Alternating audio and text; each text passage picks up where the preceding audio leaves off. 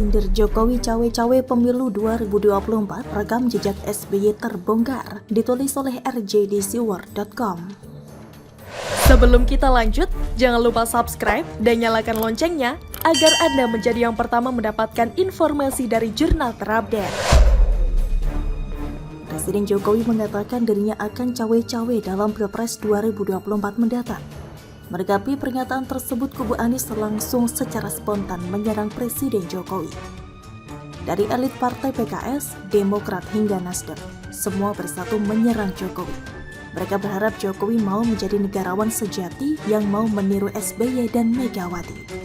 Sebelumnya diberitakan Presiden Jokowi telah mengundang 6 ketua parpol koalisi pemerintah di Istana Merdeka pada Selasa 2 Mei 2023 yang diisukan pertemuan tersebut membahas Pilpres 2024. Atas pertemuan Presiden Jokowi dan ke-6 partai yang dilakukan secara tertutup tersebut, JK lantas memberikan protes bahwa seharusnya seorang kepala negara tidak terlalu melibatkan diri terlalu jauh dalam pemilu ke depan.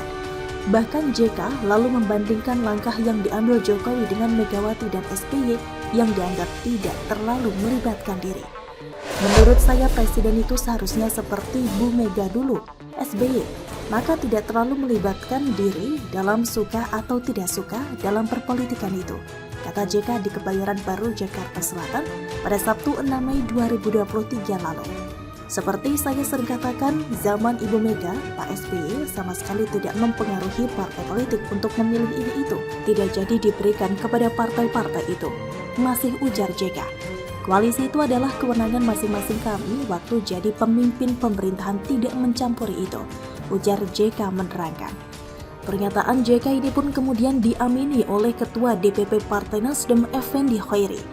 DPP Partai Nasdem sepakat dengan pernyataan Wakil Presiden RI ke-10 dan ke-12 Yusuf Kala atau JK bahwa sejak era Presiden ke-5 RI Megawati Soekarno Putri hingga Presiden ke-6 RI Susilo Bambang Yudhoyono atau SBY, kepala negara tidak pernah mengintervensi parpol maupun koalisi untuk memilih capres-cawapres.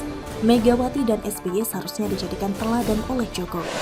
Tiru dan teladani yang baik-baik dari presiden-presiden sebelumnya. Jangan ciptakan yang buruk-buruk, tegas Gus Coy, dikutip dari Ermol pada Selasa 16 Mei 2023. Kritikan-kritikan ini pun semakin masif ketika Presiden Jokowi menyatakan dirinya akan cawe-cawe dalam Pilpres 2024 mendatang. Dan di situ elit-elit partai pengusung Anies ini lalu mengembangkan segala statement Presiden Jokowi tersebut ke arah isu-isu negatif, mulai dari isu intervensi pada pemilu ke depan hingga isu tentang penjagalan capres terdebes Anies Baswedan. Soal ikut campurnya Jokowi dalam Pilpres ke depan, mereka lalu membandingkannya dengan era SBY yang dianggap tidak cawe-cawe masalah Pilpres di zamannya. Bahkan SBY sendiri sampai turun gunung untuk mengingatkan para elit politik. SBY mengindikasi bahwa Presiden Jokowi dinilai terlalu ikut campur. Kritikan-kritikan tersebut kemudian dibantah oleh mantan Ketua Umum Partai Demokrat Anas Urbaningrum yang baru saja keluar setelah menjalani hukuman atas kasus korupsi Hambalang. Anas Urbaningrum mengungkap bahwa Presiden ke-6 RI Susilo Bambang Yudhoyono atau SBY beberapa kali juga menggunakan istana sebagai tempat pertemuan para partai. Hal ini sangat bertolak belakang dengan pernyataan Partai Demokrat yang telah menyindir Presiden Jokowi ketika mengumpulkan Ketua Umum Partai Pro Pemerintah di Istana. Banyak yang bertanya ke saya, apakah dulu waktu periode Presiden SBY pernah ada pertemuan partai koalisi di Istana? Yang jelas pernah beberapa kali, ujar Anas dalam keterangannya pada Sabtu 6 Mei 2023. Dan bila kita amati di sini, memang kubu Anies Baswedan ini sukanya ribut, sukanya membuat gaduh. Apapun yang keluar dari lawan politiknya akan digoreng sedemikian rupa. Kadang dihubungkan dengan hal-hal yang gak nyambung sama sekali. Sebenarnya kalau kita mau sedikit saja browsing di Google untuk membuktikan bahwa SBY yang dinobatkan sebagai teladan mereka juga ikut cawe-cawe urusan Pilpres, banyak sekali bertebaran di Google. Dan di sini saya sertakan link-link berita masa lalu yang di penghujung kekuasaan SBY bahkan lebih frontal dalam mendukung salah satu paslon Pilpres kala itu. Bahkan SBY ketika itu mengajukan beberapa syarat kepada paslon Capres dan Cawapres kala itu jika ingin Partai Demokrat mendukung penuh langkah paslon tersebut di Pilpres 2014. Itu kenapa sering saya katakan bahwa kubu Anies ini sangat licik. Kelompok ini adalah kelompok pembual. Mereka selalu memutar balikan fakta yang sebenarnya. Penulis jadi ingat statement Anies yang pernah mengatakan bahwa perilaku pendukung tersebut mewakili sifat yang didukung. Dan apa mereka kira semua masyarakat Indonesia ini bisa dibodohi? Mungkin hanya para kadrun sungguh pendek saja yang bisa karena mereka mayoritas tidak menggunakan otaknya untuk berpikir dengan baik. Dikasih isu basi secuil saja langsung ditelan mentah-mentah kemudian. Secara berjamaah mereka saling menggonggong, lalu membuat narasi-narasi yang dibungkus sedemikian rupa dan disebarkan di tengah masyarakat, agar masyarakat menjadi gaduh dan tidak percaya lagi bahwa pemilu ke depan bisa jujur dan adil. Lalu para kadrun pun percaya dan beramai-ramai membuat narasi Anies dijegal pemilu ke depan tidak adil, pemilu ke depan settingan.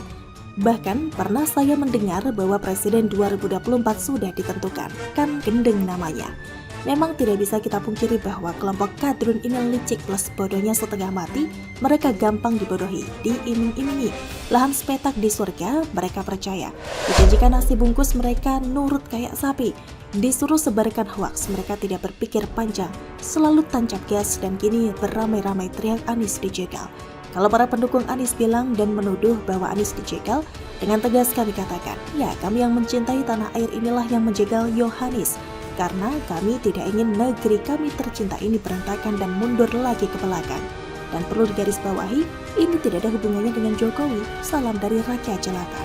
Bagaimana menurut Anda? Pidato di hari lahir Pancasila, Jokowi dukung penuh Ganjar Pranowo, ditulis oleh Manuel di siwar.com. Sebelum kita lanjut, jangan lupa subscribe dan nyalakan loncengnya agar Anda menjadi yang pertama mendapatkan informasi dari jurnal terupdate. Presiden Joko Widodo memimpin upacara hari lahirnya Pancasila yang digelar di Monas pada 1 Juni tahun 2023 ini. Jokowi hadir bersama dengan Ibu Negara Iriana sekitar pukul 8:15. Kemudian Presiden Joko Widodo pun dalam sambutannya menyinggung beberapa soal mengenai pembangunan yang adil dan merata hingga menolak politik identitas. Hal yang harus dimajukan pertama-tama adalah keadilan, pemerataan, dan kesejahteraan. Presiden Joko Widodo mengatakan bahwa Indonesia harus bisa menjadi negara yang berdikari dan tidak boleh didikte oleh siapapun untuk negara manapun. Menurutnya Indonesia adalah negara yang harus menghargai dan menjembatani setiap perbedaan-perbedaan yang ada di dunia dan di dalam negeri.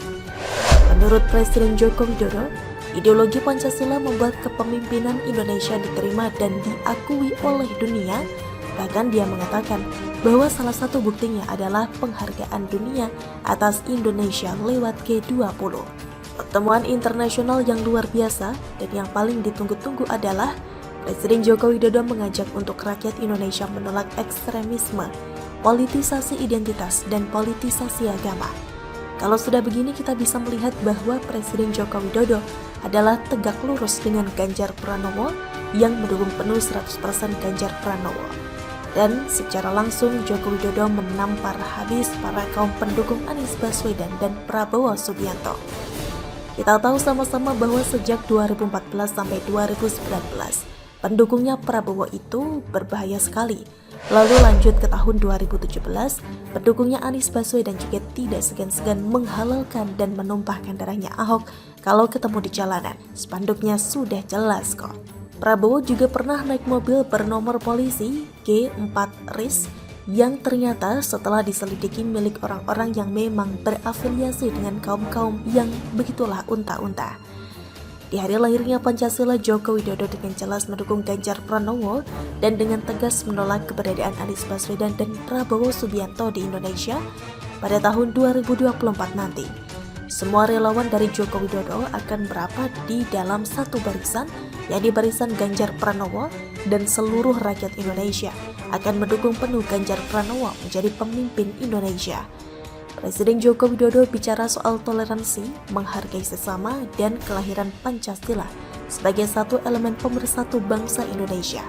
Tanpa Pancasila, Indonesia akan berakhir seperti Yaman, kampungnya Anies, dan tanpa NKRI, Indonesia akan terpecah seperti Indonesia bubar ala Prabowo. Tidak bisa diperdebatkan lagi bahwa cawe-cawe Jokowi ini sudah jelas untuk memenangkan Ganjar Pranowo.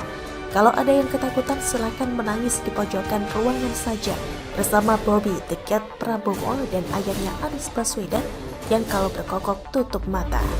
Bagaimana menurut Anda?